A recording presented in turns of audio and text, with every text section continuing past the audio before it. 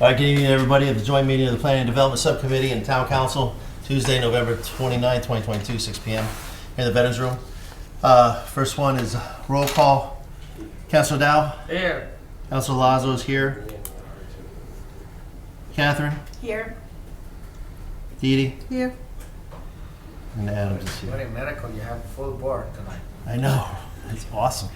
All right, agenda item number 2, consider and accept planning and development meeting minutes of November 2nd, 2022. I did not do them.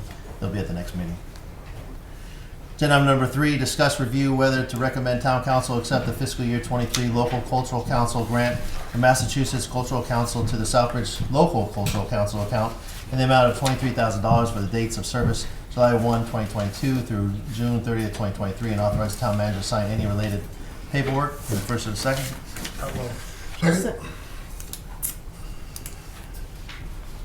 And I took this, this was an EHS item, right, John? I believe it was, yeah.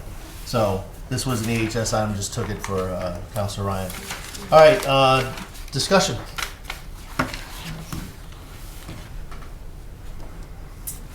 All right, no discussion? Councilor Marchetti? Okay, thank you, Mr. Chairman, through you.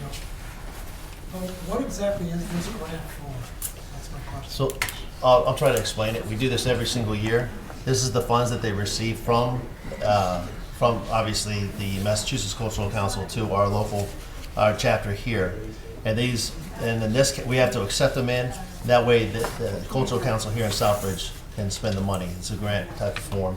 But I could defer this to the town manager on the Cultural Council grant. I'm sorry, I was answering the question. Go ahead, Councilor Daniel. I believe that's based on a per capita assessment based upon the number of senior citizens we have in town. It's an automatic kind of provision. Is it the seniors? Sorry, is it the seniors? Yeah, that's a different grant. I think it's on current, all right. You're thinking of the Council of Aging? Yeah.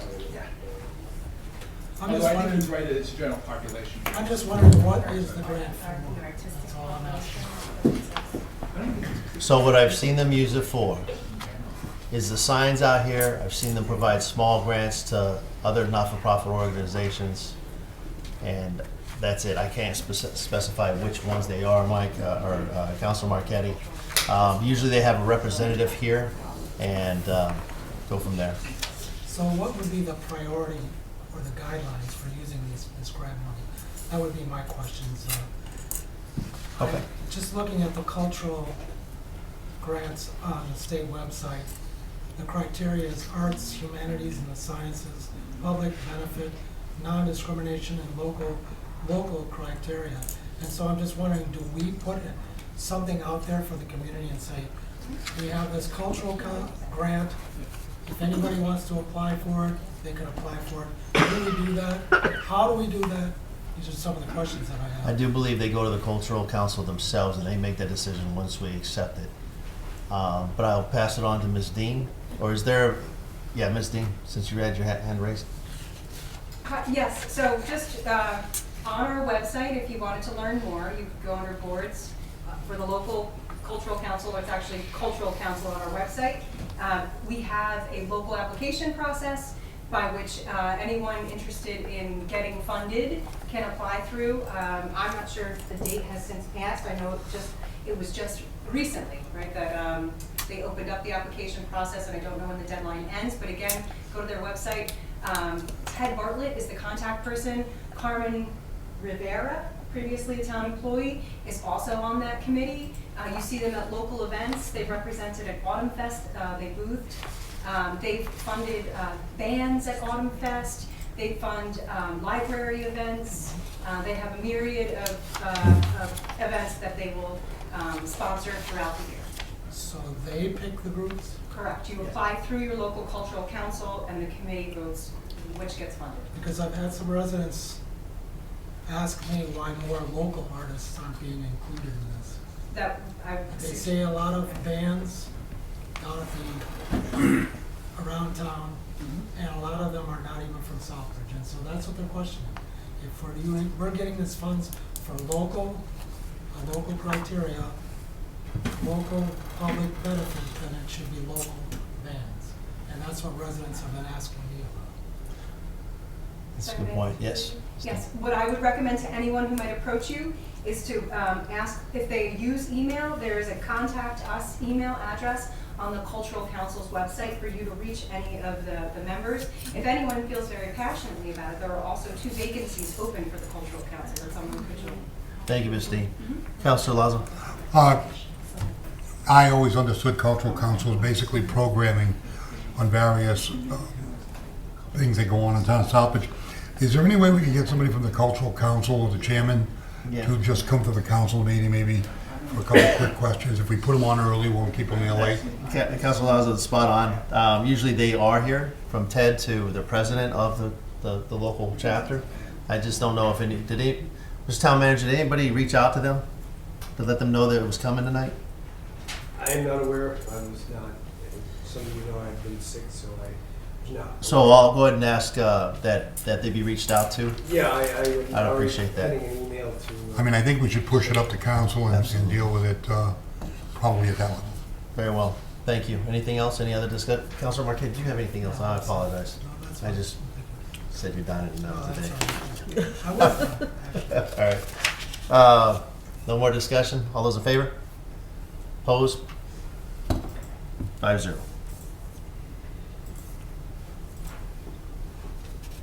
All right, number 4, discuss review whether to recommend town council accept the urban agenda grant award for $75,000 to promote economic development in the urban renewal area and authorize the town manager to sign any related documents. Second? All right, discussion, Mr. Town Manager and Ms. Dean? Defer to Ms. Dean on this one. The town council, if you'll recall, saw these materials back when we applied. We provided you a description of what we'll be applying for. It was for concerts on the Central Street parking lot that are to be tied with a mural that would be a juried mural at 111 Central. And there would be an opportunity to preserve the old mural in such a way that either you do a small maybe inset on the building of the old mural, or you put it inside the building, and McCarthy's have agreed to that. And that will happen over the next 6 months, to be done by the end of June. Very exciting. Thank you, Ms. Dean. Discussion. Councilor Marquette? Thank you, Mr. Chairman, through you. So, how will a mural and concerts downtown in the Central Street parking lot, how will that promote economic development? If I may, through you. Yeah, Ms. Dean, go ahead. So maybe I could quote the town manager, or if you want to speak to this. But I've heard people say, people need things to do, people need a place to go. Events draw people out into the community. And simultaneously, we continue to try to activate that Central Street parking lot area as a place to go and be, so that investors see it as a place worth investing in, and that our community feels a sense of belonging in. Everyone needs a little bit of psychological boost after the last few years. Any cultural opportunities like this, where you have music and arts, people coming together, those all offer us an opportunity to be happier and healthier in our surroundings. And the economic development piece had to be justified within the grant for us to be eligible. It also had to justify that we were trying to reach our Latinx and our Black residents, our minority community to be eligible. And we're hoping by being in the downtown, we're hoping by, again, having concerts that are more representative, that we'll do that. So, you had concerts there this last summer. I went down there a couple of times. There weren't very many people there. So, how is this helping promote the downtown when no one shows up for these types of concerts that you were putting on? I heard somebody say something. What was that? They weren't talking very loud. So Excuse me, we're just waiting until Ms. Dean, go ahead. Thank you. As Maureen said, she said it takes a long time for things to get going. I know in my own town where I live, they started a concert series. It started small, and it was behind a mill. It was in a new upgraded park area. After 5 years, they had to control the crowds. So it takes time, but you build, a little bit of momentum, and it starts to have more of an impression. Okay. Could continue? Yeah, absolutely. Right. No, you're done. Now, the mural around there, that is of historical significance. Is there any way that that could just be, you know, restored rather than just painted over? But Because it needs to be repointed, the entire face, or at least the upper part needs to be repointed, you can't repoint and then paint the mural over again, essentially. And if you, I mean, I guess you could in theory, but rather than having to point and then repaint the same mural, they'll just take it, preserve it, and start again. And although it could be controversial, the idea is to have a committee that will be representative of our, you know, people interested in culture and arts in the community. You know, we're inviting in, the redevelopment authority is going to be charged with inviting in people to participate in the juried art process. And when you talk about culturally diverse, there's a lot of cultures in this town.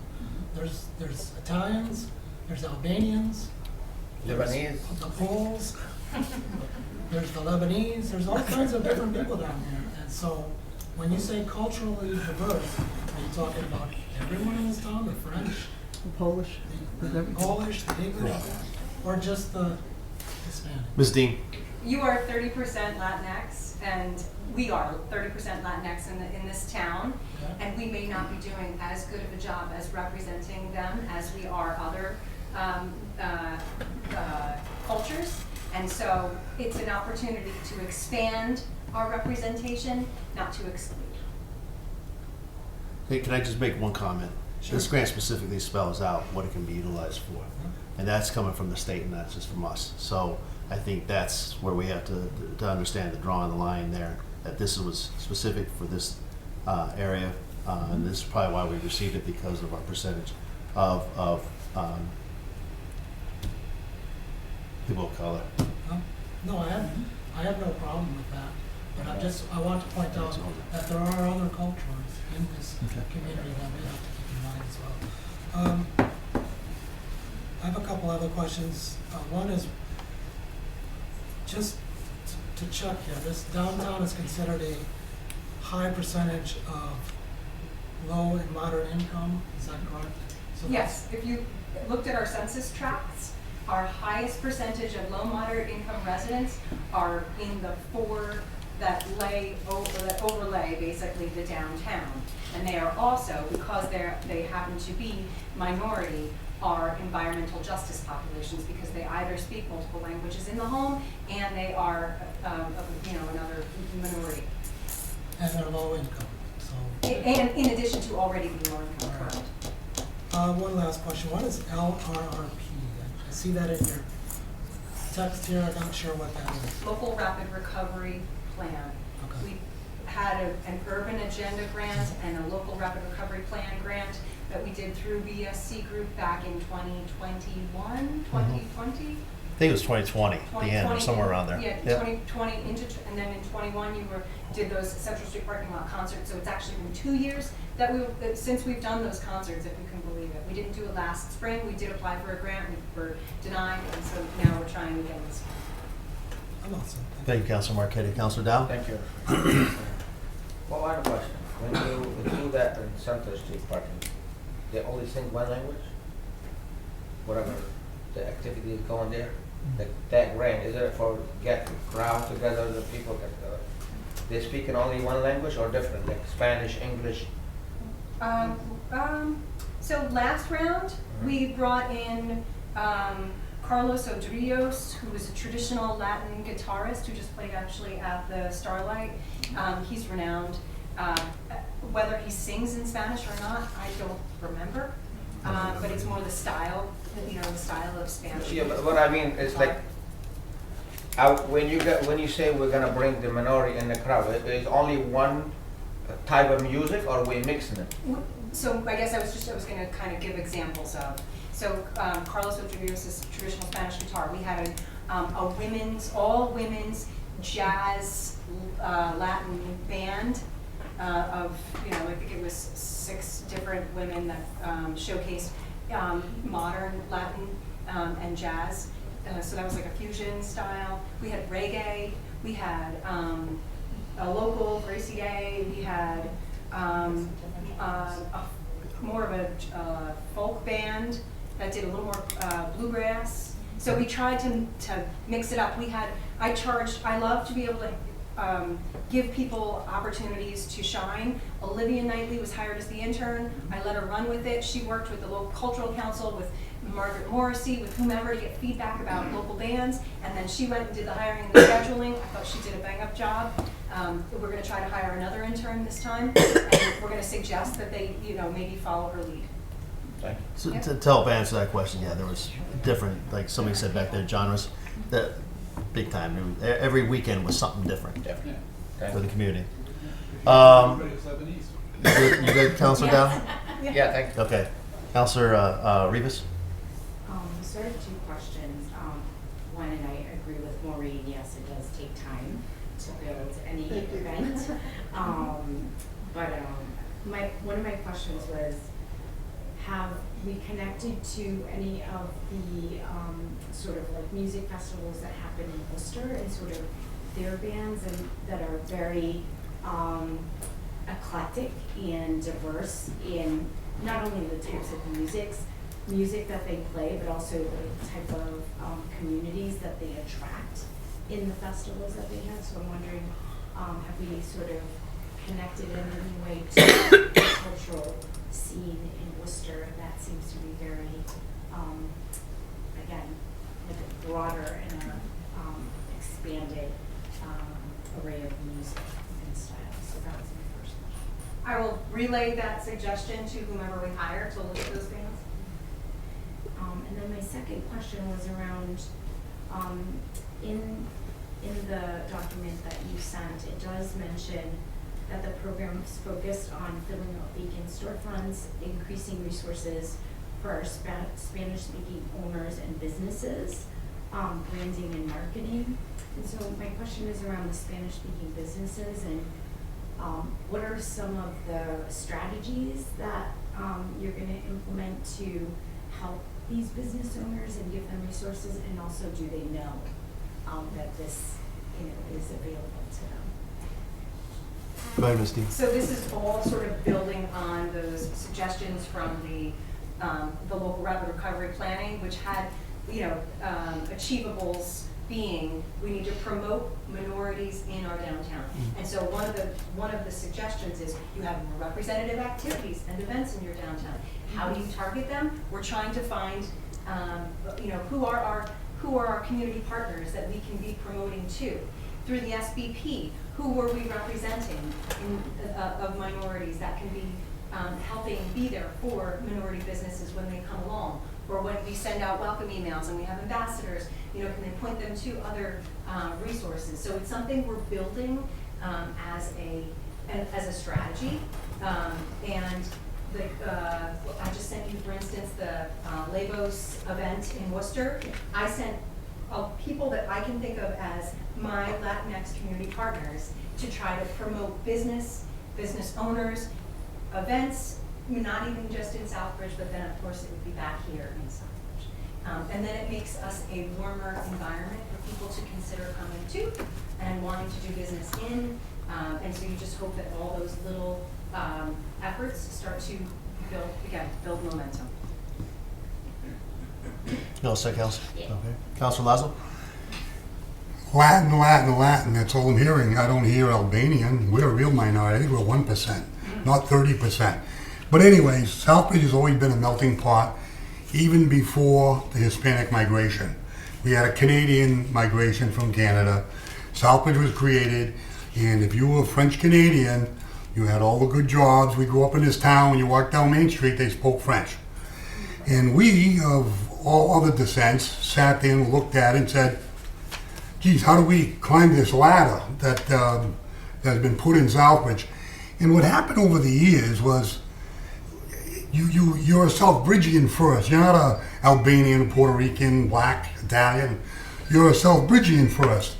And I coached Pop Warner for 17 years. I've been into every Hispanic's house, Italian, different walks of life. They're all great families. And that's why when I look at it, I go, think about our picnics. When they used to have the big Spanish festival at St. Mary's, I never missed it. The food, the festivities, wonderful. The Greek picnic, never miss it. The Albanian picnic, Romanian, Polish. Now, as Southbridge evolves, we're the same town we were 50 years ago. but financially not in as good a shape. So when they come out with grants now, we never had the grants back in the early days like we have now. I'm voting yes on this tonight because I think what we have to do is somebody else is going to get this grant money for another community. And no hit on Worcester, but I don't need Worcester to come in and educate us. We actually have original ideas in our own community. We have our own community leaders. If I wanted to become Worcester, I'd move to Worcester. And there are a lot of Albanians in Worcester that settle on one section. And the way I feel about it is if I wanted to go to Worcester, I have plenty of my ancestors there that came from the old country. So for myself, I'm a Southbridgean. I don't care what color your skin is. I'm voting for this money because I think we should be a diverse community that we've always been. This isn't something new to us. It's a matter of how you want to play it. And the way I play it is we're all one people. And I'm willing to serve on this council and serve in various ways, coach, whatever it is. Kids are kids. They're not Puerto Rican kids. They're not Italians. They're kids. So I'm a different guy. I'm a throwback where I think we work at it because there is prejudice in this world. And that's what we have to fight against, and we work on it through. I'm a fan of this concert stuff because I remember when Paul Zotos started those concerts on the Common, everybody said, why have a concert on the Common? Then all of a sudden the crowd started, a small one, a bigger one, a bigger one. Then United Lens steps in, donates to Gazebo. Now all of a sudden it's a central focal point of a part of our town. All of a sudden the Christmas decorations and everything we're doing. So build it and they will come. But the way I look at Central Street parking lot, or you have a guy like Central Pizza put over $1 million in his business. If you have a function in Central Street parking lot, I know that Councilor Adams worked on outside dining and his gas tank we had a problem with, you were there. All of a sudden, the Central Street parking lot, you have sit-down restaurants that are going to be outside towards that parking lot side. That's economic development. Councilor Marchetti brings it up. Why is this economic development? There are two types of economic development. This programming economic development brings people to make us a destination where they utilize our economics that are here. And maybe they'll say, geez, I want to come here and open my business. And we need a better welcome wagon on the town's behalf, which we're working on. But I think the economic development of creating jobs is what a lot of Council Marchetti talks about. How are we creating jobs with this? And I think by making yourself a destination, like when we said, do we want the registry of motor vehicles? That's not a minority thing, that's an everybody thing. Your libraries. We put all this together to try and become a destination. I know in my club, I have probably tons of Hispanics that come in and play with this new jukebox they have. It's all internet. You can play any song you want. Somebody wants to walk in and play Pavarotti, they can do it. This is what we have to be when Southbridge grows up, continuously evolving. But being diverse is nothing new to me. I've been here 64 years. It's been diverse the day I landed. Thank you. Thank you. Mrs. Shenier. I went to a couple of events last year, and I think the biggest complaint that I've heard from the people out there is a lack of knowing about it. So I would suggest you take some of those funds and advertise it, other than just putting it on Facebook or something like that. That was the biggest complaint. People didn't know about it. And I also would consider the days of the different days of the week instead of. And then the other thing I say is if you don't want it, don't vote it, don't get it, don't do nothing. If you went down to the Common Saturday night and saw the crowd that was there, you would see that this community is starving for some type of entertainment and events. Can I You all respond? set?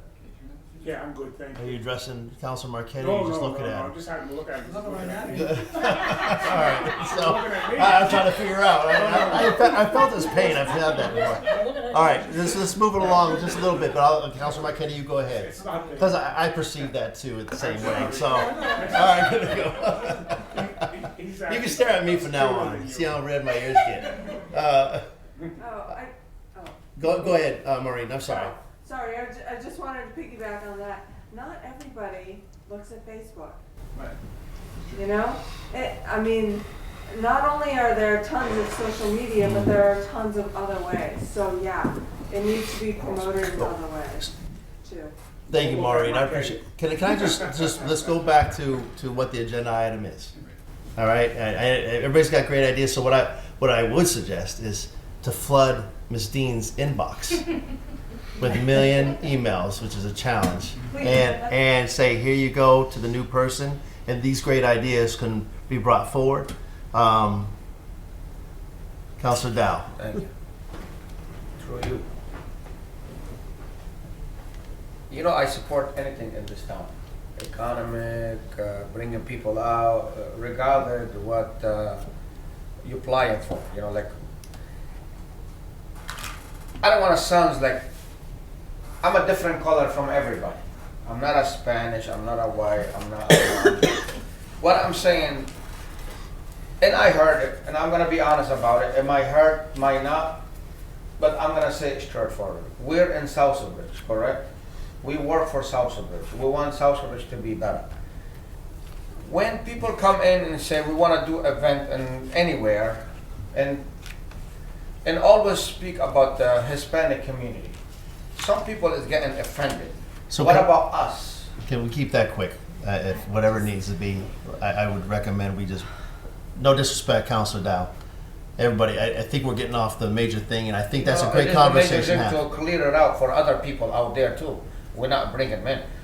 This should be for whole Southbridge to get involved. Because when you say we want to try to support certain color or certain thing, the other color is saying, well, I don't belong there, or it wasn't for me, or I think it's more, okay, economic and whatever, but we should say as a Southbridge, as a whole family, regardless if you're Turkish, Lebanese, Italian, Albanian, Spanish, and that's what the confusion in here. And let's put it and sit and talk it clear. I know people that are gonna like it or not. Let's talk about the whole Southbridge. You should be getting involved and attend any event for the town to make the town better, and people know each other and get together and understand each other's cultures or whatever. Thank you. Thank you, Councilor Dow. Well said.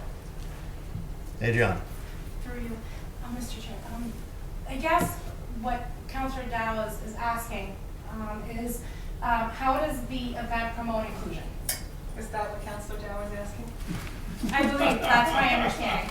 It's inclusion of the entire community and maybe different groups within the community. I believe that's. I spoke. I'm not gonna. I'm done. Thank you. So, Maybe you can provide some more information. go ahead, on Ms. that. Dean. Well, I wouldn't want to, I wouldn't want anyone to speak on his behalf. Is that what you're asking? And that was my interpretation. Okay. Maybe. Okay, so think of, I think that what Councilor Dow said is poignant.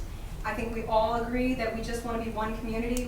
Inclusion is the goal always. If you're a policymaker or if you're a grantor and you're trying to think about how to affect change. A grant what? Grantor. The person making the Grantor, grant. okay, good to go. I just wanted to, my hearing's not so well on this right-hand side. It's just, So you're the grant maker Thank you. at the state level, and you're trying to affect change in the state, and you're looking at your state's population, and you're looking at systemic issues in your state, right? So how do you make changes? Now you have a state level board that's representing our Latin population. You have a state level board that's representing our Black community, and they have specific goals they've outlined through the state that says these are some of the things we think will help our communities thrive and be more inclusive, or be a more better proponent for the community than what's currently the state of today, right? Who are we really trying to target? Our young men in our communities, that 18 to 25 that doesn't have much to do. And so of these boards, they're feeling within their own communities that, we need to find them jobs. We need to find them ways to be engaged in their communities. We need to find them, those are the systemic issues they're trying to address. Then the grants are written for things like, okay, these are the populations we want you to try to target. Then you have the certain level of creativity. We have the statistics that fit these grants. Our goal, of course, is to be all inclusive, but we also know that just as the beginning of this motion, someone asked our downtown, what is our downtown comprised of? Highest percentage, low moderate income, who are also our minority population, and how do we lift them up? And so we are trying to address these from different directions. Okay. Thank you. Okay. Nothing else? Let's move along. So I was going to ask, I thought we skipped a year, I think, because we didn't receive it last year. I will caveat off of a couple things was it wasn't well attended, but neither is the concert on the Commons, and we've been doing that for years. So, but if we can keep doing that whole purpose of that plaza was to actually do this, and I appreciate that we're working towards that area.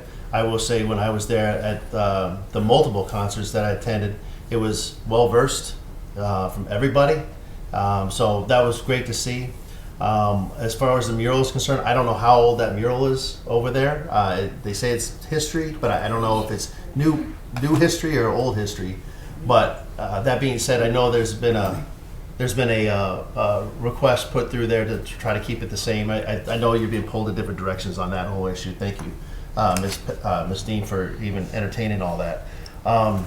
Consistency does help. So if we can continue to get this every single year, or be able to fund it through whatever we can fund it through down the road, I mean that's something they look forward to. Also, when it came to, we talked about Central Pizza today, but we also had vendors out there. I'd love to be able to see a couple more vendors, but not be parked in the handicap spots or anything like that. But so it would be great to be able to be a little bit more competitive. I know this talks about the arts. What do they call them? I don't want to say it wrong. Where you bring young individual artists that can paint right there on that common area. Yeah, is somebody just one of those, what they call them, pocket artists or something like that? They put them in little small, like vacant storefront buildings. I've never heard the term. So Putnam has it. Okay. So they have artists that are paid to fill a vacant storefront, and then on the weekends when it's the most busiest, they come out and show their art. So, and that way you bring people walking down there, and it's been successful down there. And then another thing is, this is a good place where economic development was doing surveys as well to find out what was happening in our town. The only question I do have at this point in time is there any matching funds? Is it 75,000 just like it was before? There are no matching funds. There are no matching funds. Okay. All right. Any other discussion? All those in favor? Opposed? 5-0. Thank you. Agenda item number 5, discuss review whether to recommend town council approve the release of the affordable housing restriction on 111 Central Street and authorize town manager to sign all paperwork. So moved. Okay. Second. Okay. Discussion? Mr. Town Manager, Ms. Dean? I've been going through this since 2021, trying to get this affordable housing restriction. I feel like I am unfortunately taking far longer than I should for anyone to be able to get affordable housing restriction removed from their property that they were not tied to originally. The obligation was with Hunter Foot. They should not have to comply with that agreement, which never came to fruition. And so I'm asking the town attorney asked that we please have the town council approve the removal of the affordable housing restriction. Then the town manager will sign off, and I can make my merry way back to the registry of deeds for a third time. Thank you, Ms. Dean. It's a short Council Marquetti. Thank you, Mr. Chairman, through you. So agenda item number 4, we were providing grant money to that area of town because it's a highest percentage of low to moderate income. But now, and Central Street, 1-11 Central Street benefited from that grant. But now, you want to remove affordable housing from 1-11 Central Street? That doesn't make sense to me. If they're benefiting from a grant that is specific for low to moderate income, why would they then get to remove the restriction? Ms. Dean. There are many tools and incentives to try to create affordable housing and to try to address housing issues in the state. One of them was if you apply for an economic development fund grant through the Department of Housing and Community Development to come in and do large-scale development, which is what Hunter Foot had applied for. He was going to be getting $800,000 to renovate 111 Central. Part of the agreement through the Economic Development Fund was then the apartments that you develop, or at least one of the apartments you develop, will be an affordable housing restricted unit. That agreement never came to fruition. So we went out for bids, the bids came in too high, he couldn't afford, or the town couldn't afford to proceed. The building sat vacant. This all predates me. And when I came in was around the time when the McCarthy's bought the building and have since been doing extensive investments and renovations, which is all good for the town. And so I don't feel like they should be penalized I don't feel like we should exercise any will over what we think they should do with that building. They are private developers investing in their building. Let them do as they see fit. Regardless of this external grant that you're talking about that's completely unrelated to the affordable housing restriction agreement that was tied to the economic development fund. Okay, well, I don't really know about Hunter Foot, had nothing to do with Hunter Foot. But what I do know is that we are providing them with public money for a new mural down there on their building. So if we're providing them with public money, and this is a low-income grant to provide them for funds for them, then how do you justify them now getting out of this affordable housing in that building? I would ask myself, if I was a town councilor, who does that mural benefit more? It's public money, that's all I'm saying. Who it benefits, whose building it belongs to, we are using public money. I would say, so if it was my opportunity to do a cost benefit analysis of why spending on a private building benefits the public, that's, this is going to be something that, like in many towns, murals create press, they draw people in, they create a destination for people to come view, so it's more to our benefit than to the McCarthy's. And again, that affordable housing restriction and the language that you see that I provided in the affordable housing restriction that's recorded in the Registry of Deeds all ties back to a 2014 Economic Development Fund loan that was never provided. All right. I'm all set. Before I go on, Mr. Town Manager, I know you had your hand raised. Do you want to just caveat off with Ms. Dean, or if not, I'm going to go to Councilor Lazo. No, just very briefly, I was just going to comment and basically echo what Ms. Dean said.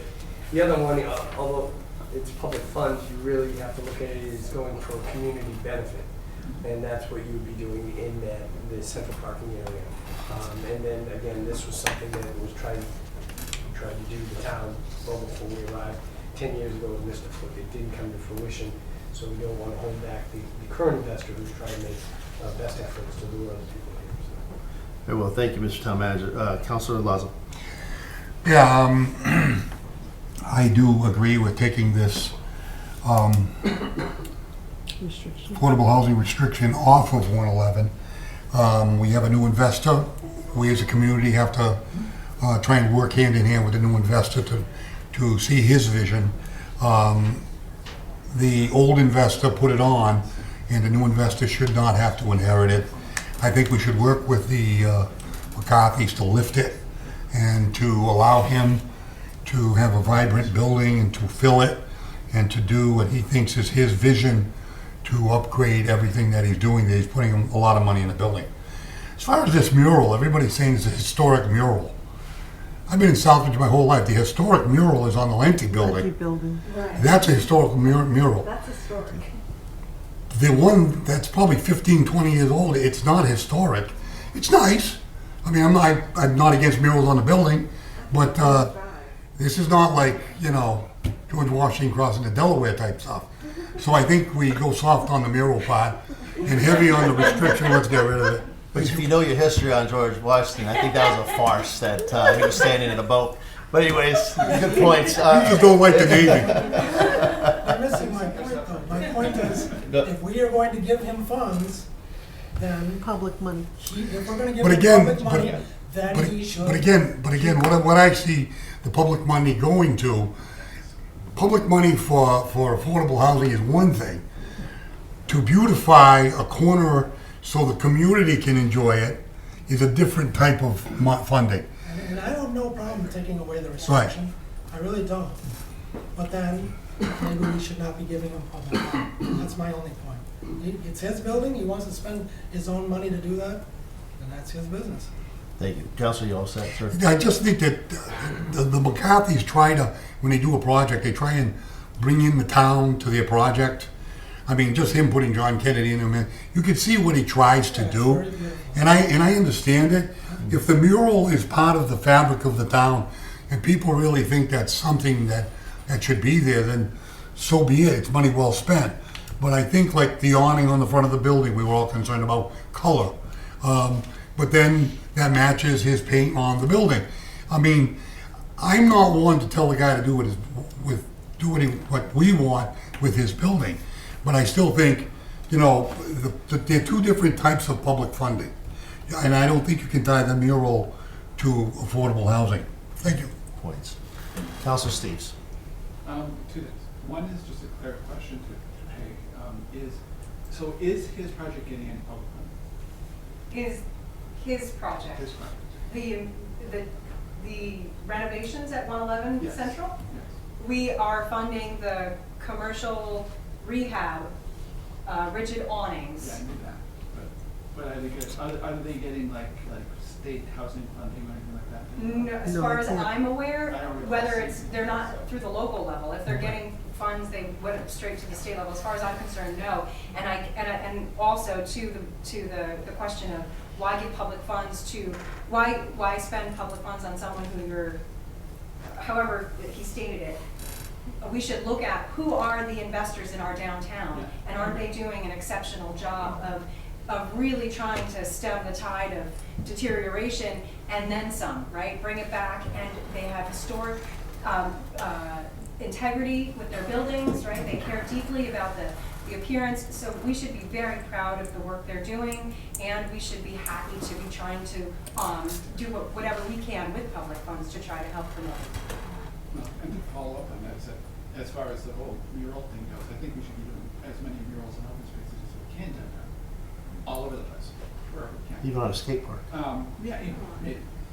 But yeah, and the other point that the other thing I wanted to bring up was the fact that as far as the whole affordable housing thing goes, quite frankly, it's a joke. The way they set up the funding for affordable housing in this town is set, our median income is something like $44,000 a year. The criteria for quote unquote affordable housing is based on a countywide like $70,000 a year. Can I make a point? So Why would you want to do So that? it ends up being much higher than our actual level. So why would you want to? Hold on a minute, hold I on. think the whole system's wrong. But point of clarification though, I do believe it's regionalized, not so much the Worcester County itself. I know it is. But Because that's Worcester County is the so problem. much higher. Okay, That's go ahead, the keep problem. going, That's Counselor Steves. That's all I wanted to say. That was the problem. That's it, okay, thank you. Counselor Dow. Thank you, Mr. Chair. When we give a grant or help for the people investing downtown, do we give them a time to finish their project, or they take money, we can give them this year, let's say 70,000, and then they use it, nobody check on them, and then we wait for the next year, another $70,000 to come, and we apply again, we give it to them? Or we give them the grant, this is what we're gonna give you, and you have a certain time to use that money and finish that project? I don't know if you understand where I'm come from, and is that gonna, in the future, he can close the store and do apartment? Those frontage, is that when you lift up a certain thing, I don't know what's on those apartment or whatever now that is treated on. Because in the future, we're trying to do all first floor downtowns and commercial to keep them stores, not an apartment. And that something you can, I know we don't want to tell him what to do with the building or what to do with the money, whatever, but I think the town should put certain thing, first floor should be only stores, not apartment. You have certain time to use that money and improve, like, because it happened, I think in the past, people waiting for that grant every year and never finish the project.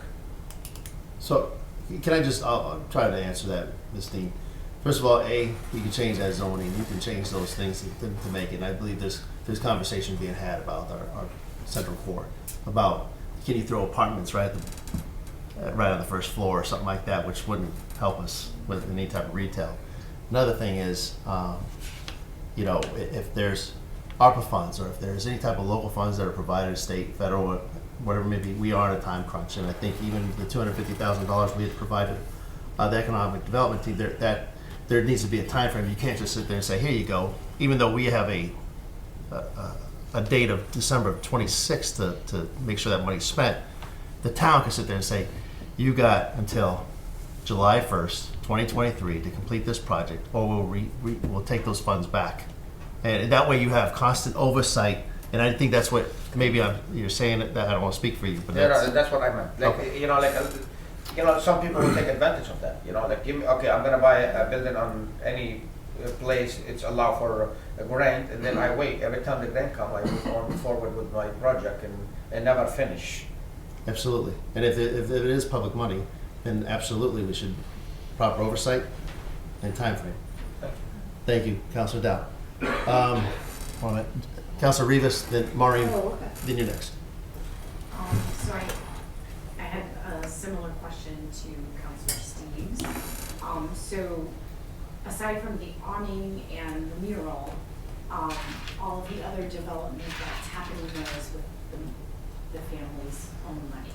Is that correct? Am I understanding correct? To date. And that's not to say if we were to create, we're still working on how to allocate the ARPA funds. If they were an applicant and they were, of the criteria that we were looking for, who's to say that, they might not also get funded through that. But again, those are the carrots, sticks that we're trying to work with, right? If you have money to help invest in the building, and then you have the stick of this potential storefront, has to be commercial, Mark Karen referenced as a teaser, potentially coming to use for consideration, then you've got those tools working together to try to help affect change. So, just a second question. But in the ARPA funds, there aren't those restrictions around affordable housing.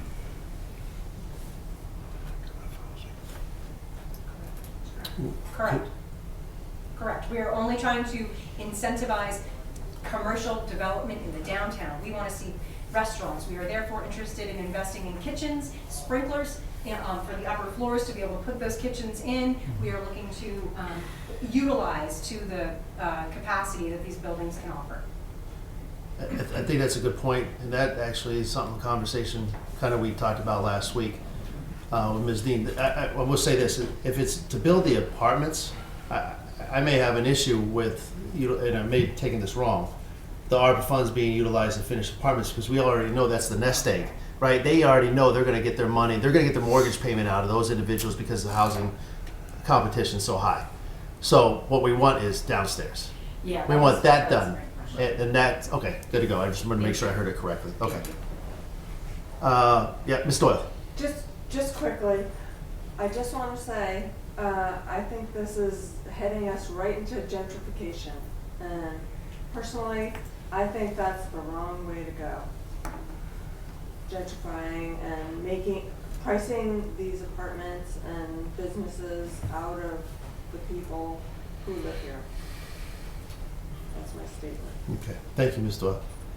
Ms. Dean. I would always love to hear suggestions of how other people want to see economic development happen in our town. And if economic development could be defined as, again, using our buildings to their capacity for everyone to enjoy. Any, Councilor Lazo. So you're saying you want to use ARPA money as the incentive? We, if I may Yes. review, the town council approved $250,000 to be used, similar to our commercial rehab program, to invest in our downtown, to be able to try to incentivize the code enforcement upgrades that need to happen in order for kitchens and commercial kitchens, restaurants, and more retail in the downtown. Just point of clarification real quick. There was all small businesses in town. I think that was Councilor Lazo's motion, which amended at that point in time.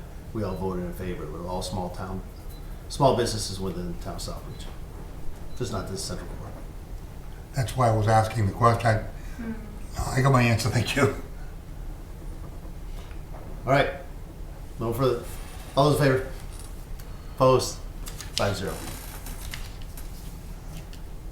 You guys are on your like A game today, I swear. Jeez. All right, Councilor. Agenda item number 6, discuss review whether to recommend town council approve extending the Department of Housing, Community Development, DHCD, Community Development Block Grant, CDBG, mini entitlement, or ME, FY19 contract to February 28, 2023, and authorize the town manager to sign all related paperwork. First and second, please. So move. Second. Of course, you guys messed it all up. Here we go. All right, so now it's, oh no, it's the same. There you go, my fault. Ms. Dean. Because we were waiting for the McCarthys to refinance 111 Central to put in the rigid awnings, we were backed up about a month. And so at this point, Graphics Unlimited cannot guarantee they will finish the work by December 31st. They think they will, but they don't want to be bound. And so I'd love to be able to give them the wiggle room, and at the same time, I still have to do 300 Main, still have to do 53 Central. I have the application due on March 3rd. All fiscal year 19 funds have to be spent out of the grant. So if I can have until the end of February, it gives me the best of both worlds. I'll have the most time to finish these projects, and I'll know I'll be in the position to be able to apply. Before I go into discussion here, the RFP's application dates of March 3rd, 2023. You said you have to spend that money by 2023? Mm-hmm. But if we extend this contract out, I will have spent it. So you but is the state stating that you have to have it done by March? No more ifs, ands, or buts? Yes, And oh, they are. yes. What if we requested an extension until June of Then we 2023? would exclude ourselves from $1.3 million. Done. So you got that? All right. Yeah, I got that. Yeah, I got that. All right. Loud and clear. All right, discussion. All those in favor? Opposed? 5-0. All right. Thanks, Peg. Thank you, Becky. Straighten out the chair. Please. I need it. All right, 7, discuss review whether to recommend town council accept a quote from BSC Group of $4,200 to help Southbridge apply for a new Rebuilding American Infrastructure with Sustainability and Equity, or RAISE, grant using economic development specialized services funds, and allow the town manager to sign off. So move. Second. Now you screwed up. All right, discussion. Ms. Dean. Yeah, so the town approved $5,400 last year to hire BSC Group to complete the application. We did very well. We did not get awarded. We had a debrief, and they said if we improved the safety aspects and some of the language in the application, that we would be better positioned. We would be better positioned this year to potentially be awarded. We will not know unless we take the chance. BSC Group, I asked them for a quote. They said that they are now being asked to do some of these applications for as high as $30,000. So I said, I'm sorry, we have no money. You'd have to make it less than what we, proportionately less than what we were charged last year, and they still came back kind of high in my opinion, but I would say it's still worth it. This agenda item is tied to the next agenda item, which asks you to transfer funds from a DPW account that Karen Harnoy recommended. Matt Desjardins told her that these funds are no longer needed. She therefore said this would be the account to use. And so if you were to approve this, BSC Group would be able to improve the application, submit the application with my help, and then we would be going for a $10 million grant to redo Hamilton Street. Is there an extra zero in there? So it's 10 million?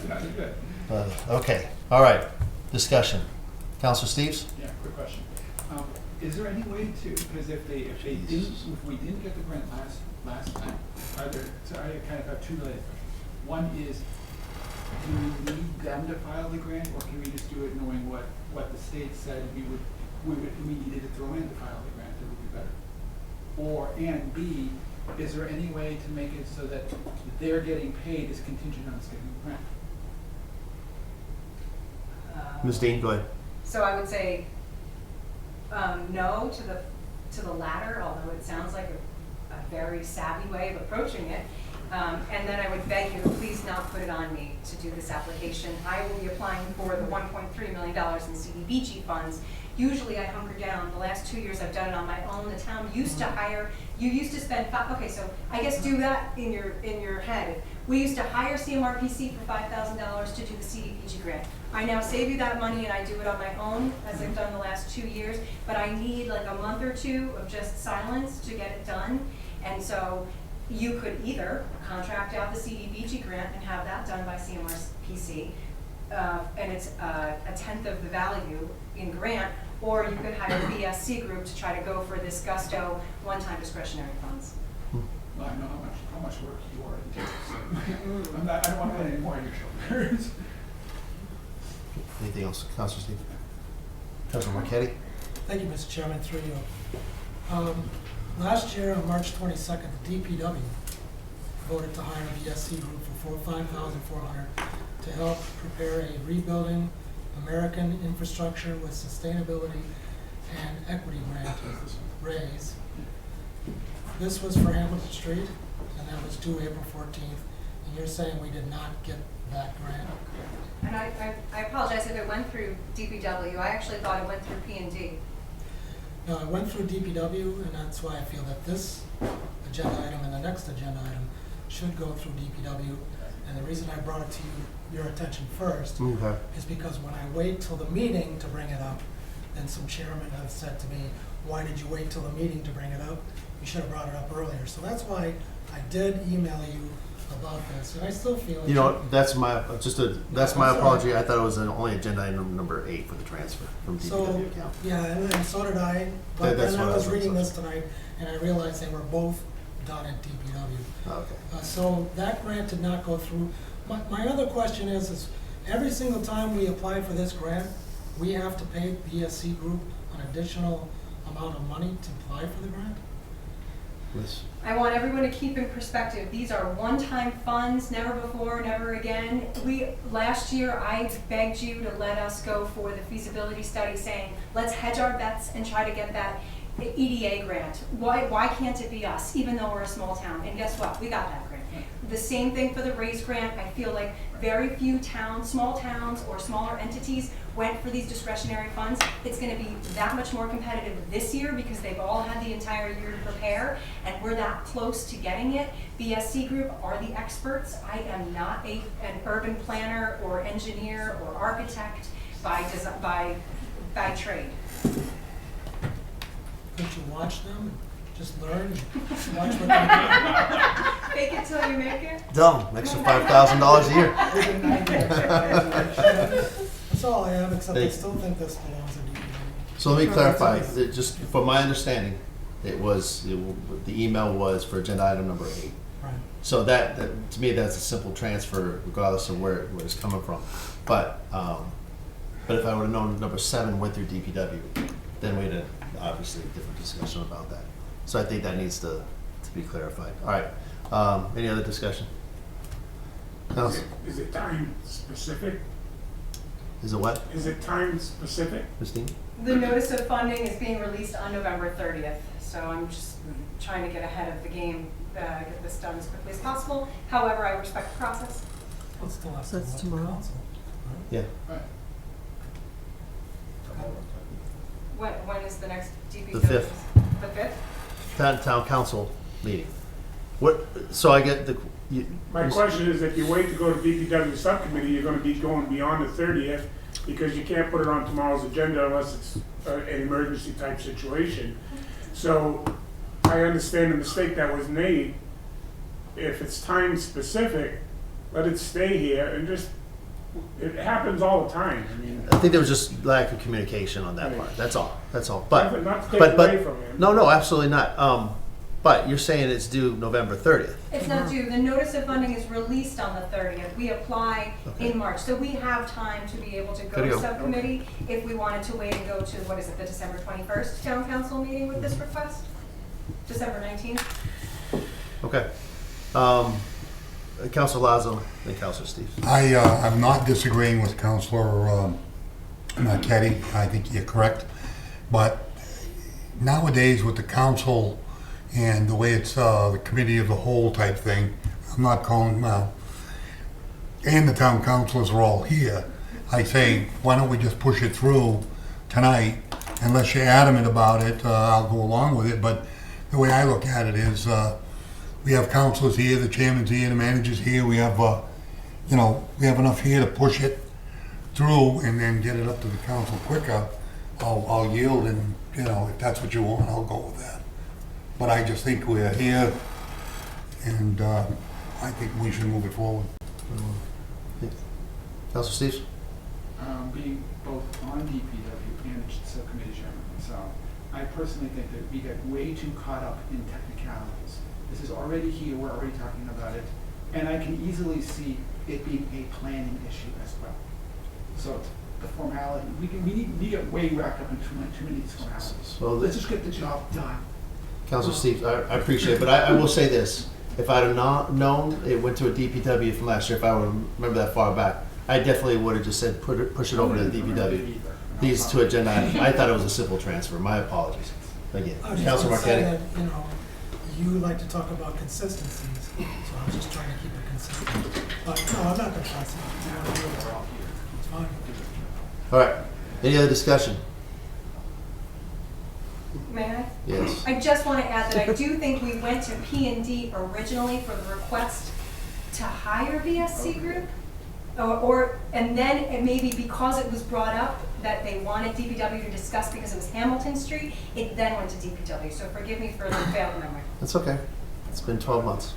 Or 24. Well, according to my records, March 22nd, DPW voted to hire BSC Group for $5,400 to help prepare us for the raise grant. That's according to my records.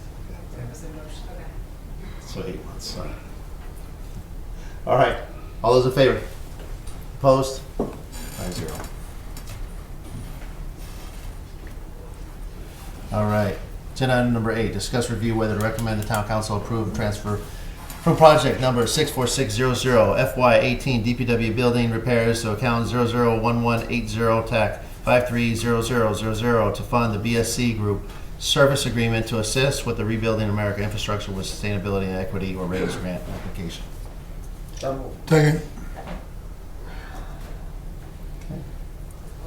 I think Ms. Dinar has already talked about it, unless there's any questions. Councilor Marquetti?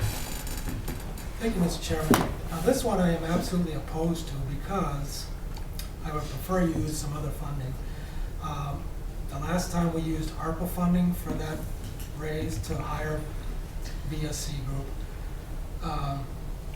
You could also use some of that CDBG miscellaneous money that Ms. Dean has. I would just prefer that you find some other funding for this. We need DPW funding money for other needs at the DPW. July 5th, we needed to fund an HVAC work at the DPW facility. We went looking for funds. We took funds from repair and maintenance of buildings and grounds at the town hall. We took funds from repair and maintenance of building and grounds at DPW. On July 21st, we took money from R&M of building and other, R&M of building at the town hall, R&M of building at the DPW. This is to cover the costs of repairs to the operations office and the AC system.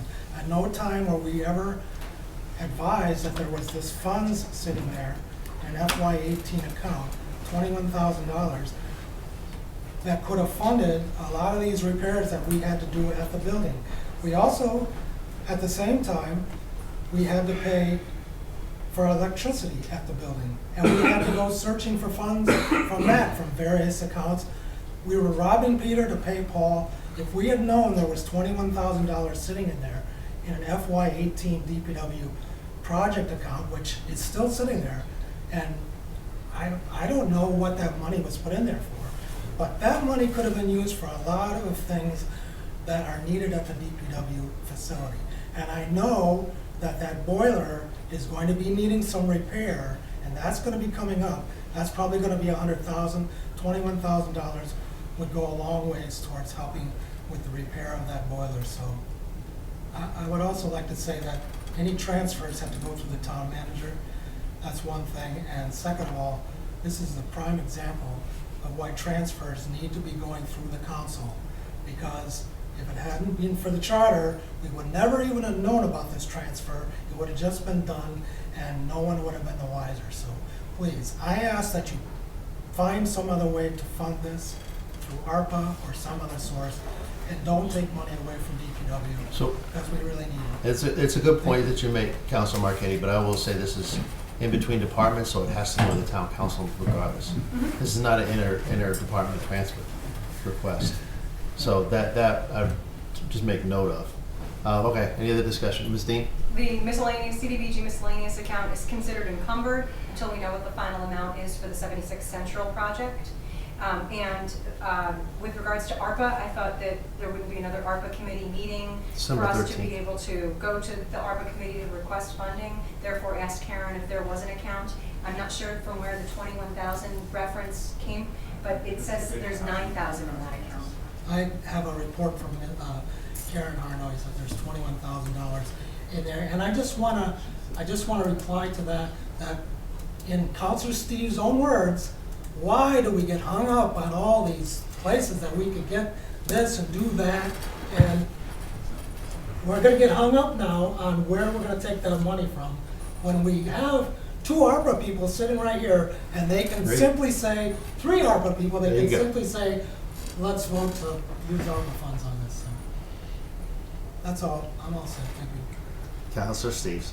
I have no problem with taking this account. It's been sitting there for years. It's been just, if we've used any funds out of it, if it had 21,000, it does clearly state here that it's 9,000 left, which doesn't go very far, unfortunately, as we know in town business. Would have covered the HVAC. Would have covered HVAC. Maybe it would. But this is also a project that needs to get done, and I have no problem with using it. So we've been talking for repeatedly about cleaning out some of these old accounts that just sit there and sit there and sit there and sit there, and I don't think they even give us interest. No, So so, let's just use this money and get it out of the way. The thing is, nobody tells us okay, about so, these funds. no, but this is, okay, so let me clarify real quick, point of clarification again, right? Karen every year scrubs that list. So yours may have been 21,000, and you probably have the paperwork to show it, and I probably do too. But with expenditures, it's gone down to 9,000 or $15,000 left because they use those funds. Now she's saying, according to Matt, our former interim DPW director, we no longer need those funds for anything else. So this is extra money that would have gone back into stabilization down the road, or free cash, whatever, or stabilization funds down the road. So every year she does that, and then us as counselors are responsible. This is how we found it in 2018, when we found a bunch of accounts that had been utilized for specific things, but they went back to fiscal year 2013. We found that during the budget season, they scrubbed that list, and now she does it every single year and scrubs the list and takes a look at it and updates us as needed. And we do ask those questions. Yes. Ms. Dean.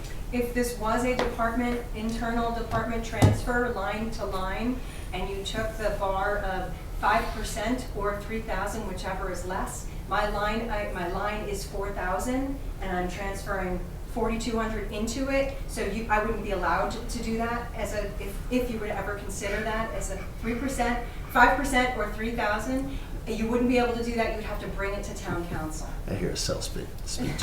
All right, gonna go. Any other discussion? Go ahead, keep going. I'm all set. You're okay.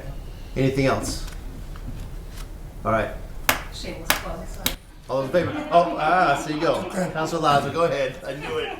Marquetti's 100% right on this one, okay? And I do want to get this thing done. And, scrubbing the accounts is a wonderful thing.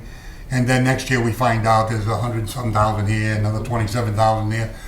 Maybe these department heads are kind of puffing up the budgets a little bit when they can just buy stuff out of certain accounts. And I've seen it for the last couple of years I've been doing it. I know the council does the best job it can with trying to monitor this stuff. And then you have the council mentality that says you must trust your department heads. And then when something happens, we all look at each other like we're trying to trust the department heads, but then all of a sudden something happens that makes you not trust the department head. So going forward, I want to vote for this to get it done, to move it forward. But we need to talk about how we handle this stuff, because he's not wrong. Thanks. Mr. Shin. sitting in the sidelines here, I find it amazing where all of a sudden these funds come about every 2018, nobody knew about it, and we scrub it every year. I mean, you got a major roof problem. Council Dowell, he takes a shower every time it rains. We got a major roof issue that's coming about that should be taken care of sooner than later, but mysteriously, money is found. I mean, it's not blaming anybody, but he's correct. I mean, I've been coming to meetings here now regularly for a year, and it's amazing 2018 we found so much money. 2013 we found so much money sitting there that he doesn't even know what that money was for. It gives you a number, but what was the money for? And was it for repairs to be done? For a heating system at the DPW? Are we taking from Peter to pay Paul and have to go back to Peter later on? I think those are things that council needs to address. Tonight you're voting on something totally different than that, but I think this is something that council needs to address and rectify sooner than later. Is of that it's not free money, but hidden money, as I would call it. Not even hidden money. Yeah. Bad choice of words. Absolutely. I agree. But it's a good point. Maybe we as councilors need to do a better job. I think, Mr. Yes. I think, the track record has made the council skeptical on managers and there's no reflection on one sitting in the position. But in past practice, that roof money was put in a repair account. And our DPW head sat on it and did nothing. But we're supposed to trust, and I want to trust. I want to turn around and say, look, I'm a council. I don't want to do your job. I want to put that money over there and do it. If it takes more money, we shouldn't have a waterfall coming into the chamber. And that was put aside a while ago. So going forward, council can do a better job. But I refuse to be a rubber stamp for any department head or town manager without verifying what we're doing and making sure now we put a time frame on it for all new department heads where we know it's going to be expended, we know it's going to get done. Because remember, the elections come, we come and go, and nobody has the history. So moving forward, I mean, we have to supply that oversight and accountability. Thank you. Any other? All those in favor? Opposed? 4-1-0.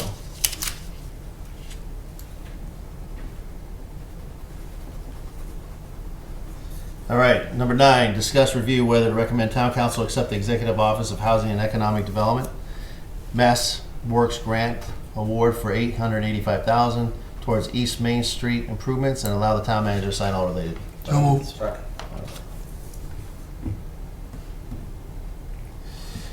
Ms. Dean. We have with us tonight Greg Russell. He was kind enough, I called him, we emailed last week and I said, review the exact details of this because we've gone through so many grant applications. I'm looking at the plans. This is also East Main Street is happening, which is the water upgrades, and so I don't want to confuse anything. Greg was gracious enough to say he'd be willing to be here tonight. So, Greg, if you're open to it, can Greg give us a quick highlight of the project? Yeah, please. Thank you. Welcome, Russell with by the way. PHB. We did the preliminary plan and estimate that was submitted as part of the MassWorks grant as part of our work at the Innovation Center. So the grant is for sidewalk improvements on both sides of East Main Street, basically from where the new crosswalk is at the Case Street driveway and the parking lot driveway that was just installed, moving to the east, basically along the entire frontage of that property on the north side of East Main Street, and then new sidewalk along the parking lot side. It involved, there were some site changes that were made to accommodate this. There will be additional flashing beacons installed in advance of the flashing beacon that was just installed, to kind of provide drivers, when they'll be connected together, to kind of provide drivers advance notice. And the intent really is to provide improved safety for people crossing to and from the parking lot to that property, and for access kind of eventually to the rail trail. and then will involve replacing the existing guardrail and portions of the damaged fence that's along there today. The grant was for 85. Our estimate was for a little under 700,000. Part of that, in addition, they requested 10% contingency for construction. I believe it was $90,000 that was included in the design and permitting processes. We'll have to go through Concom due to the proximity to the river. The survey, the intent was to use McClure's survey. McClure is doing the design, East Main Street design of the water line. And the intent was to use, did that work as the match for the Mass Works grant?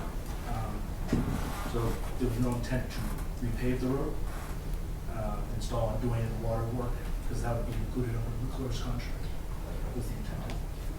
And if I could just clarify, the match for the LIHTC. Yes. So the low-income tax credit, if you'll recall, they needed some kind of match, so that's why you approved the East Main Street water upgrades and drainage. And then the MassWorks grant was just another grab to see could we also get public funds to be able to supplement some work over there, and then Wynn or whomever is going to pay for the parking lot to get redone. This is Wynn is paying for this. And Wynn's doing the parking lot. yes, and Wynn essentially hired you. They hired us to do the MassWorks grant as part of, in conjunction with Franklin Rose. And so they came to me and said, we'd like you to apply for the MassWorks grant. They got the designer, then they hired West Mass consultants to package the grant, the application. They basically submitted it, and now it's our job to do the bidding and the oversight of the project. And there is money included in that grant for construction oversight. It was $30,000. Okay. Thank you. Councilor Dow? Thank you, Chair, through you. Before we was discussing the bridge cross sidewalk for safety, is that still available somewhere? Any grant for that? Because it's the heavy traffic, and you're talking about the trails, parking. Pedestrian bridge? Yeah, there was. Yeah. Not as part of this grant.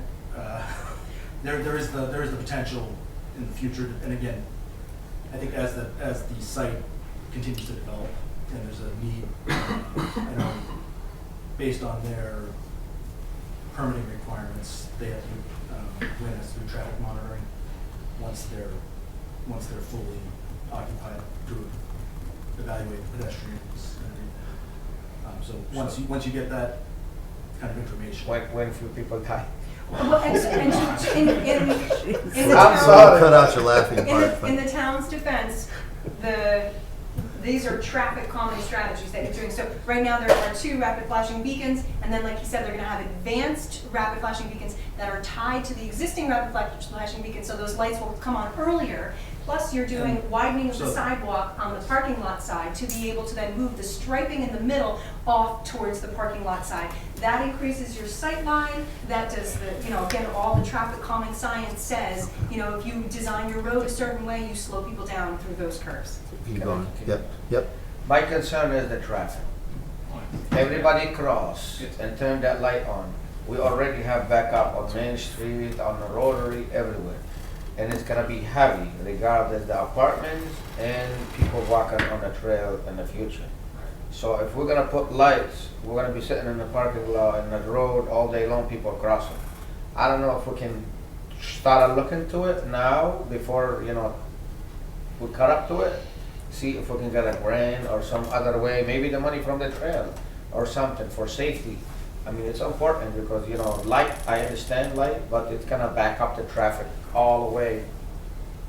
And it is not a stop light. Rapid flashing beacons are a voluntary, you choose to cross when it's safe. They are flashing to warn the drivers. You have to take the responsibility to make eye contact or to know that they're slowing for you. So these are not perfect solutions. The rail trail is right now slated to be above and behind the parking lot. where the bed exists already. So I'm not sure how that, whether it would even be possible. Could be. Yeah. I mean, you know, so I mean, that would require, and, you know, and there are, Yeah, there are but grants. for the future too, you know, we're gonna have the walkway around the rivers and all that, you know, it's gonna be heavy, people walking there, it's not gonna be only the parking, people crossing, it's gonna be a lot of activity. And it's the main, that's the main road for the town, and crossing through different states, through different town.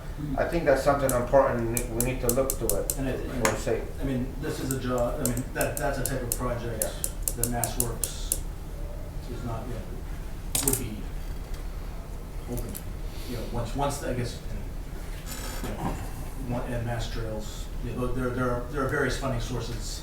Once the rail trail is kind of moving and you have the design is in place, there's a study process. Mass Works now has different ways you have to do a study first, design first, then you get the construction money afterwards. So that, you know, so they've kind of adapted their kind of to avoid the unspent money and continuous extensions. They've kind of adapted their way of doing it, so it's a little more of a long, drawn-out process, but there are ways to. We can't add it through the engineering design right now, just for future process, like, just, you know what I mean? I don't know, because we're gonna spend money on the engineering and all that for the sidewalk, the crossing, like he can be part of that in the future, like this. Because this is, I mean, this was, the money was, or the grant was awarded based on Okay. that particular concept. Thank you. So that's. No further question. Thank you. Councilor Lazo. The extra flashing light. I know we used to have one further up because it's on a bend. Mhm. And the American Optical Company with the guard shack and they had the light and all that. They put one, there used to be one further up. Is that where it's going?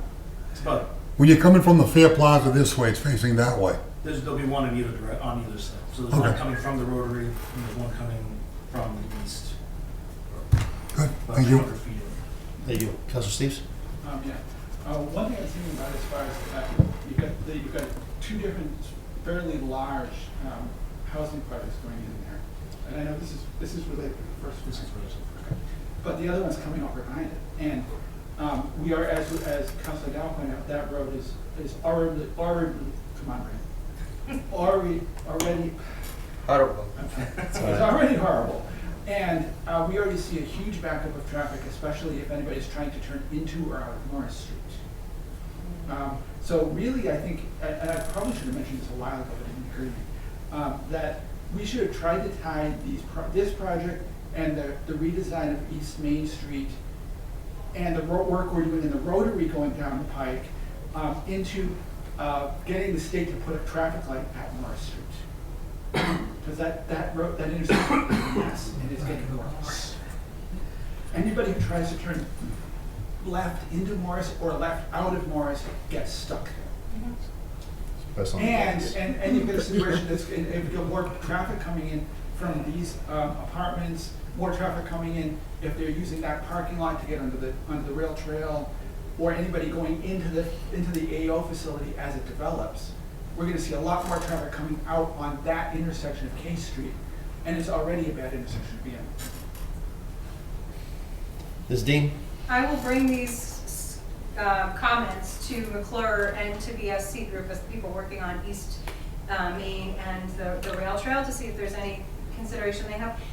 Related to Morris Street, the BSC group conversation was, does the town want to remove some of the abutments while we're preparing for the rail trail, because that is a narrow entrance exit and that might improve your traffic flow. That's not why they were saying it. They were just saying, hey, we're about to cover your abutments. If ever you were gonna take those abutments out, now might be the time. So that might be a conversation. I was thinking of waiting until whoever gets hired by the DPW to bring this forward.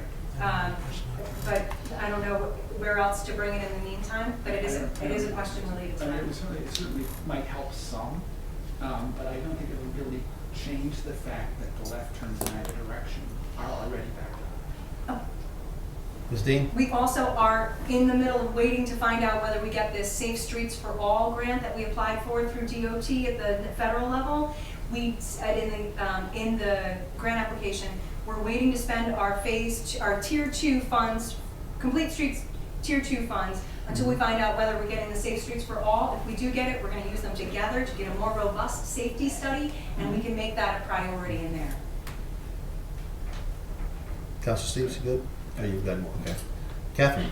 Yes, I was just wondering where the new apartments are coming in, and then where the parking lot is. Is there a way to even maybe make a tunnel under the road? Weren't there tunnels at one time from the AO up to the center of town? Yeah, Are those they're still there. They're still there? I hit them, yeah. I don't think you You can. could, I hit one of them with when I did the eyeglass one. just, the reasoning What about is people maybe on it'd be Crescent? easier for the Cover it people up. to walk under, if it is such a thing that could happen, rather than having a pedestrian overhead, who's gonna clean it in the winter time? The ice and snow and blah, blah, blah. Ms. Dean? Interesting concept, however, I will say just anecdotally, I went to SUNY Albany, where they had tunnels underground that actually had to be shut down and closed because they were such a safety issue. Isolated Well, I like spaces. the creep effect. No, Sorry. that's a Could have a good little creep idea. factor. I understand the idea, it's, it makes sense, but, and either solution is incredibly expensive, so it would have to be a future solution. Catherine, you all set? Yeah. Okay, thank you. Councilor Marquette? Thank you, Mr. Chairman, through you. I live up that way, up Moore Street, and when you come down there, that is a safety hazard there because the bridge is there and it's tight. You come down there and you'll slide right through it because the ice, the water comes off that bridge and freezes underneath. So I would suggest if you can remove that, that would be a good idea to remove that whole area. The bridge? And it might widen it out a little bit, easier to see, so I think it's a great idea. I have a question about the fencing at the AO. Are we paying to replace that fencing? So, Go ahead, Ms. Dean. I wanted that fencing replaced with new wrought iron, if you all remember. I actually made it sort of I had said that I was gonna toe that line, that if we're gonna go for this MassWorks grant, I wanted us to get that fence replaced. But in the end, we can't afford it. It's too expensive. You have to have your MassWorks grant under $1 million. Is it serving any safety? Is it really necessary? And so what we landed on was the replacing the fencing where it needs to be replaced to match the existing. And parts of that are on private property, so Right, there's that's my question, is that AO property? Fence? certain parts of it. Check. Other parts are already public. So it was primarily focused on those particular panels. Okay, and then the last thing I just want to say is a lot of people tell me, I hate to say this, but those flashing beacons, they do not work very well. So. That's all. That's all. Thank you. I won't even get into that one. No, 'Cause no, you don't want to. that's, we're going on. You shouldn't have a license. There's a serious deep end. All right. On that one. All right. Councilor Marquette, you all set? I don't say. Mr. Shin? Before Heather left, she talked about the East Main Street project. Now, this $825,000 or $885 that they're getting, is that above and beyond what Heather talked about? Heather talked about coming from 169 all the way to the Rotary, that they talked about putting all new sidewalks in, taking the road and narrowing the road from, I think, 13 feet to 11 feet, and it was estimated that that was gonna slow traffic down. It's ridiculous. The reason that traffic is so fast over there is that the lanes are too wide compared to what the regulation is. They talked about putting in new sidewalks, and they also talked about putting a guardrail instead of where it's at, towards the road to protect the pedestrians. Is this the same 800 and Well, $1,000? you have your own 7 or 90 money, and I think, what else do we have we're utilizing? Is it DOT money that we're doing too with it? Go ahead, Ms. Dean. So Greg and I question, talked though. about this today. I said, we need to make sure there's no overlap, obviously, Right. between one project and the other. And so McClure knows what we're doing. And we actually talked about if we work with McClure, we may end up bidding this all out as one project to get economies of scale. And so obviously we would never you know, there would be no duplicates within that. And so whatever we cover, we can cover under the MassWorks, we cover under the MassWorks, to not have to cover it under our project on East Main, as long as we get to the amount that allows, that makes sure we met that match for the LIHTC application. The other thing that kind of concerns me is the fact that we're gonna be doing this project, are we gonna destroy new to add new again? So when they do this particular project, are we gonna overlap it and destroy what's been there? If you take by Morris Street now, they put all new sidewalks there with the flashing beacons, and we're gonna take that out, you know what I'm saying? Are we going to fix something, make it better, and then when this other project starts, are we gonna destroy what we fixed? So we're starting, so this, the MassWorks grant is the concept that was awarded as part of the MassWorks grant starts at K Street and goes east, away from Moore Street. But his point, So- like with the curb cut, how do you ensure you don't ruin the new curb Yeah, cut? so Or how do you ensure that was all built into the K Street, when they had their site plans updated to match what was done as part of the, MassWorks. as part of the MassWorks grant. So that, you know, to make sure that, yes, certain things had to be in place, certain things had to be built prior to knowing whether the MassWorks grant was gonna be awarded. So that was in order for the development to open. So that was the crosswalk, the flashing beacon, the parking, a portion of the parking lot. And then with the new rapid flashing beacon at Morris Street there, that's closer to the Rotary, I don't think the traffic calming starts No. that So early. basically the narrowing of the roadway starts at K Street. And it's essentially to pull the curb line out away from the fence. You know, so right now, as you're coming around the curb, you kind of have a, you know, it's not a solid barrier, but because of the way the fence is lined, it acts as a barrier or a tree line.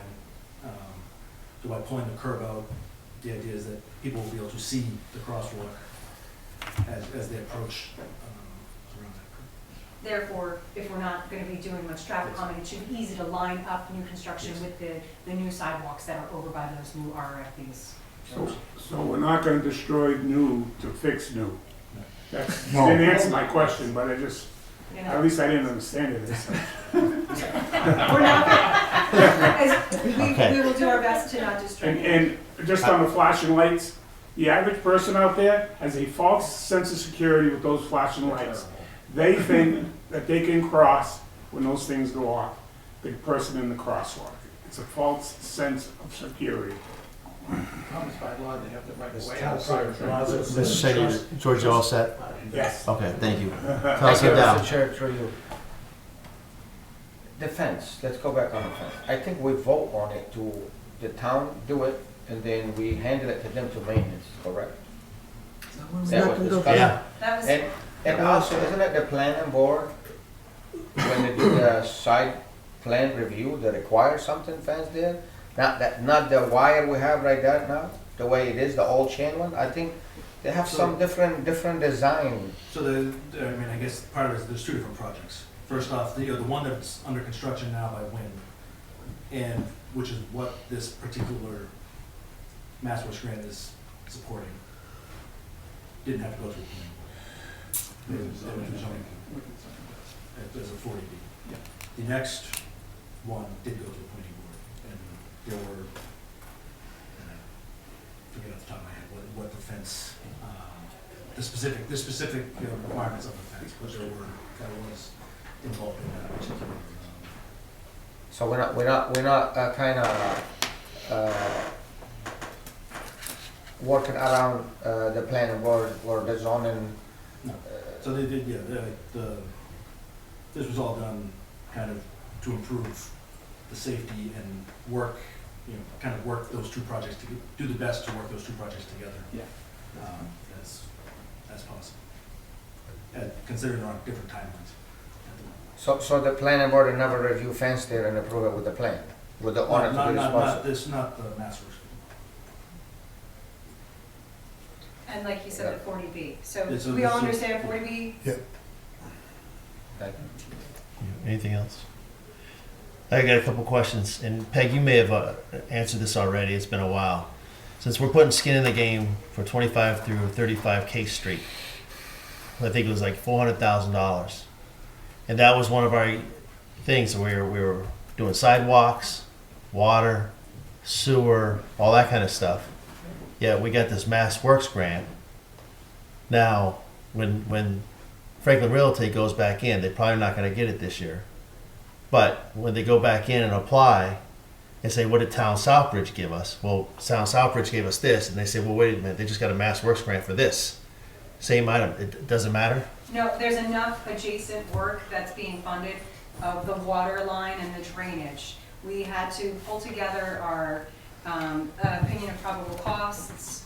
We had to pull together a letter of support, all that stuff for specific to the LIHTC grant that was different than the design for the Mass Works grant. I just want to make note also, the bridge was discussed, I think, at the Zoning Board of Appeals years ago, when he first brought it to the town to turn that into affordable housing. Obviously, it didn't make it all the way through, but many people asked me, why aren't they supposed to do I think actually George even asked me about the entire parking lot that's over that empty lot. So I asked that question when we took the tour. The first little part is just for the 15 K Street. If they get the rest of the funds for 25 through, I believe, 35 K Street, they'll finish off the rest of that for that. But they're very clear about that. That's where he was going. So to answer that question, I hate to say it. That left turn into Morris is tough. It really, really is. But there's also a rotary about 100 feet away that you can go all the way around, keep moving straight through the traffic and make a right. Not that everybody's going to do it. I'm just saying I've done that many times just so I can get through. It's coming out, though, that's the problem. To make that left, yeah. Either left is tough no matter what you do over there. The guardrails. We did talk about the guardrails. So Heather had Miss Blakely had brought up shrinking that size of that road to 11 feet. I'm going to tell you right now, you need guardrails on that sidewalk. You need it before the fence line, so you've got to have that gap. I don't care how tall you put that lip right there, that gutter area. People are going to run through it because they're used to speeding through that place, and somebody's going to get taken out, or that fence is constantly going to be dilapidated. We're going to have constant caution tape up there. It doesn't matter.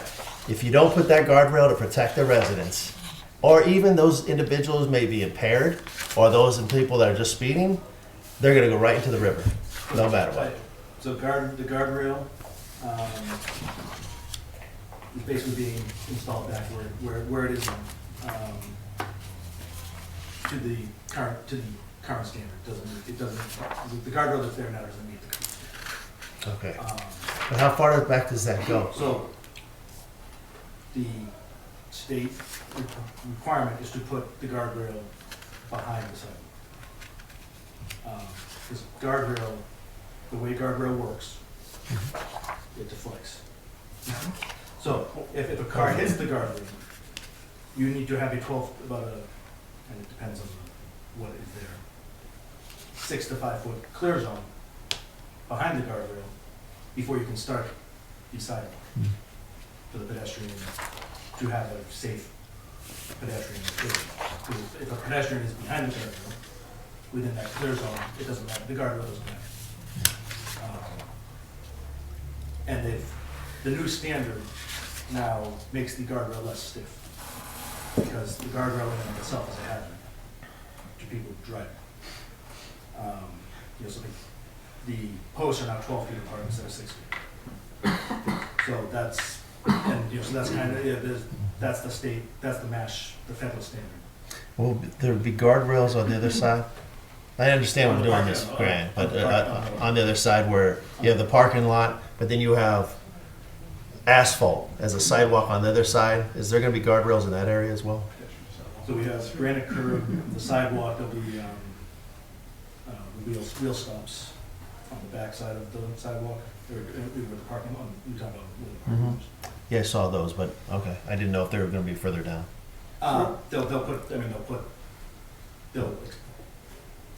They should be the entire length of the parking lot, once that parking lot is constructed. Okay, very well. Mr. Town Manager, and then George.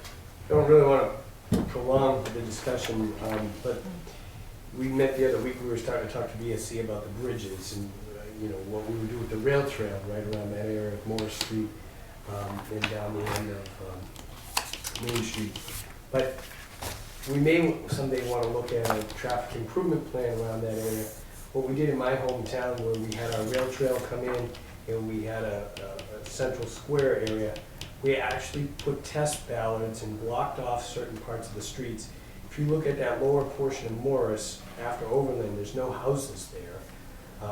You might experiment at some point with whether or not you may want to just block off the end of Morris. I don't want to sound like a heretic, but you could look and that traffic may come down out Chestnut and it may be a more orderly flow, because once you get the bike trail there, there's going to be basically zigzag ramps right around that area to get people on and off any type of crossover for the rotary area. So in the future, you might have more pedestrian and foot traffic there than you know, which may even further encumber your ability to get in and out of Moore Street. Okay. So in a future traffic plan, you might have to think of things that you may never have thought of, like, all right, there's no houses right before it goes under that bridge, and it is tight. Rather than making major improvements, should we just end it right there? For a future discussion, I didn't want to bring it up necessarily here, but as you're incorporating all these things, you might think of things and make better traffic flow. That might be something for another day for future discussion. Thank you, sir. Go ahead. So, if I understood the gentleman saying, the guardrails are there to protect the cars, maybe from going in the river, but not to protect the people that walk the sidewalk. And what Heather told us was, again, the guardrails would be within the walking part of the sidewalk in the roadways, because they were taking that, and she talked about the distance needed, that there was gonna be plenty of room to be able to have a safety zone with those guardrails to protect the people. So we're hearing a different story tonight, because Heather brought it up that it was going to be, this whole project was gonna be the reconfiguration of the road and paving and new sidewalks and guardrails to protect the people walking, and also the fence. Now, you talked about the fence, Councilor was right about the fence. You guys at a council meeting back a few months ago was, I believe, looking for a $2 million grant to replace the fence, and there was a big discussion about that fence being on Franklin Realty's property, and the debate was, why should we pay for a fence, apply for a grant, put a fence up, and then need maintenance? And if I remember right, council directed that it go back to Chip Norton and say, listen, we'll apply for the grant. If we get the grant, you're gonna maintain it, and because the upkeep of that wrought iron high-end fence was very expensive. And then all of a sudden, we're not doing none of that at all. So everything that we heard a few months ago from Heather is not even what the project is gonna happen. Okay. Councilor Marquetti? Thank you, Mr. Chairman. One thing I wanted, first of all, I'm really glad that the sidewalks are gonna be fixed down there, because that's a dangerous place to walk. A lot of people walk that. They go to Big Y, so I'm very pleased that those sidewalks are gonna be widened and make it safer for people walking. As far as Morris Street goes, that is a thoroughfare for people coming out of the community center when they vote, so I don't know if you should block it off, and I can't see people going up Overland, which is, if you've ever been up Overland, it's a really steep road, but anyways, I think just removing that bridge and those walls, that would help widen it out. There's also a business right there, so that would help it widen it out, make it easier for people to see, make it more available. But that's all I have. Thank you. Councilor Lazo? Yeah, the Morris thing, I think that discussion's for another day. As far as what Heather said, and that's why I always listen to Big Dean, because what she says always happens. That's all I gotta say about that. My lord. That's all you got? Oh, Jesus. All right, here we go. Let's go ahead and wrap this up. I think we've gone deep. Anything else? I would love to be able to follow up with Greg's help. I'm looking at the McClure plans as we speak. And so I just want to make sure I verify with everyone, this is scheduled to be, like a $1.4 million water and drainage improvement. And then we'll make sure that we know exactly how the Mass Works marries up to it, so that we're all confident that the funds are going to the right places, that there's no overlap, and then we'll share the comments that we've gotten about the safety issues. Very well, thank you, Ms. Dean. Any others? All those in favor? Opposed? Unanimous. All right, number 10, discuss review whether to recommend town council accept the Brownfield grant from the Mass Development to provide a Phase 2 site assessment in the Globe Village and allow the town manager to sign all So related. moved. Second. Ms. Dean? Again, you reviewed all the One Stop for Growth applications at once. We applied for 5 grants. We were receiving 3. So this is all good news between your Urban Agenda Grant, the MassWorks grant, and now the Brownfields Technical Assistance Grant. The Brownfield Technical Assistance is to be able to fairly consider the 30 mill property that's currently in tax title. We want to make sure that there's no risk before we consider being able to take it, and then try to position ourselves to find a developer for it. Buyer. Good buyer. All right, any discussion? Great grant. Congratulations.